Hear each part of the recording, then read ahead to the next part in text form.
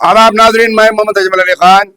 Iran और Israel की जंग का 11वां दिन शुरू हो चुका है, लेकिन आज अभी तक भी जंग बंदी के कोई आसार नजर नहीं आ रहे हैं। वहीं पर ईरान की जानिब से कतर और अरब के ममालिक में जहां इराक हैं, अमेरिका के जहां हवाई अड्डे और अमेरिका के जंगी अड्डे बनाए गए हैं, इन पर हमला किया गया है, जिसके बाद पूरे अरब खत्ते में एक खौफ का माहौल पैदा हो गया है।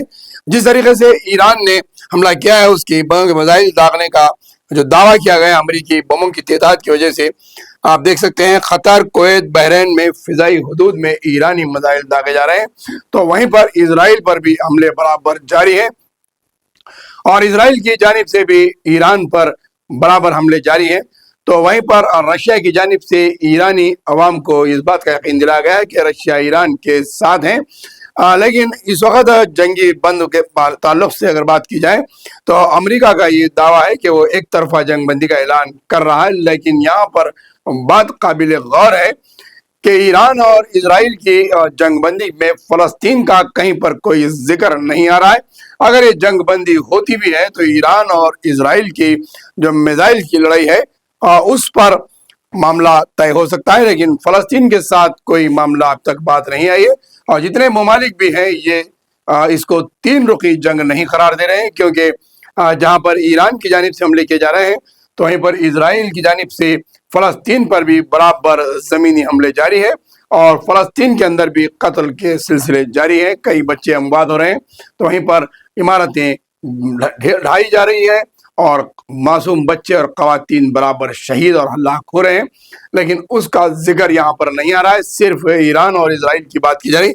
हम दीगर अखबारात के जरिए से अगर आपको बताएं तो आप देख सकते हैं कि ईरानी मिसाइलों को इजरायली दिफाई निज़ाम बिगाड़ने में नाकाम इसराइल अफवाज में बेचैनी, यानी कि ईरान की जानिब से जो हमले किए जा रहे हैं उसको रोक ना पाना इसराइल की बस की बात नहीं रही और इसराइल की अवाम भी खौफजदा है।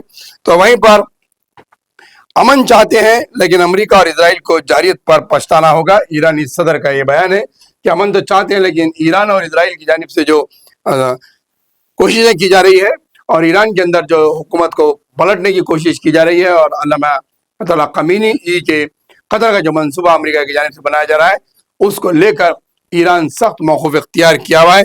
तो वहीं पर आप देख सकते हैं कि तेहरान में जारियत बेबुनियाद है और रूस और ईरानी अवाम की मदद के लिए तैयार है। तो हम दूसरी जानब जानते हैं कि अमेरिका मुमकिन तौर पर एक तरफा जंग बंदी का ऐलान कर सकता है।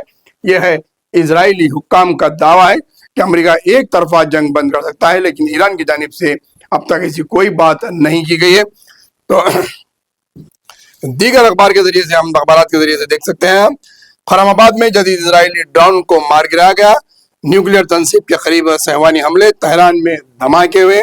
तो इसराइल की जानिब से भी बराबर हमले किए जा रहे हैं। अब्बास क़रची की पुतिन से मुलाकात, ईरान को रूस की तायद हासिल है। और इसके साथ हम अगर दीगर तरीके से देखा जाए तो इन जंग के असरात जो होते हैं, आप खाम तेल की कीमतों में बड़ी पैमाने पर इजाफा हो सकता है, क्योंकि ईरान की जानिब से जिस तरीके से जो जंग की जा रही है अरब खत्े में, और उसके अलावा तेल बरामद किए जाने वाले जो रास्ते हैं उस पर भी पाबंदी आयद की गई है और हरमज़ जो रास्ता है उसको रोका जा रहा है, जहाँ से 20% खाम तेल कार्गो के जरिए एशियाई ममालिक को जाता है। बहर हरमज़ में का रास्ता रोकने की बात की जा रही है। अगर ईरान हरमज़ को रोकता है तो यहाँ पे खाम तेलों की कीमत में बड़े पैमाने पर इजाफा हो सकता है, क्योंकि आज जो तेल की कीमत जा रही है वो 78 के ऊपर जा रही है फी डॉलर, तो ये 100 तक भी पहुँच सकती है। इससे आलमी दुनिया में खाम तेल की कीमत में इजाफा हो सकता है।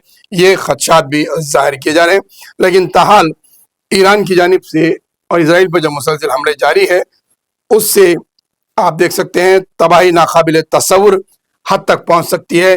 सरवाए आलम जोहरी तवानाई एजेंसी का भी इंतबा है, यानी कि न्यूक्लियर जो एजेंसी है वो भी इस बात की तरफ खदशा जाहिर कर रही है कि अगर ये जंग और बढ़ती है तो बड़े पैमाने पर बहुत बड़े नुकसानात का अंदेशा किया जा सकता है।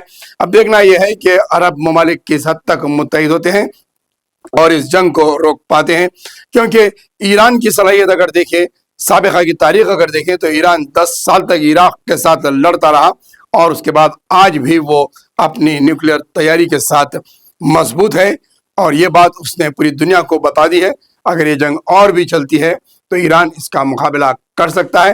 ایران کو جہاں پر دیگر ممالک کی تائید حاصل ہونے جا رہی ہے، تو وہیں پر عالم اسلام کی تمام ممالک کے عوام کی تائید بھی ایران کو مل رہی ہے۔ دیکھنا یہ ہے کہ یہ جنگ 11 دن تک داخل ہو چکی ہے، آگے اور کتنے روز تک چلتی ہے اور اس کے اثرات دنیا پر کیا پڑتے ہیں۔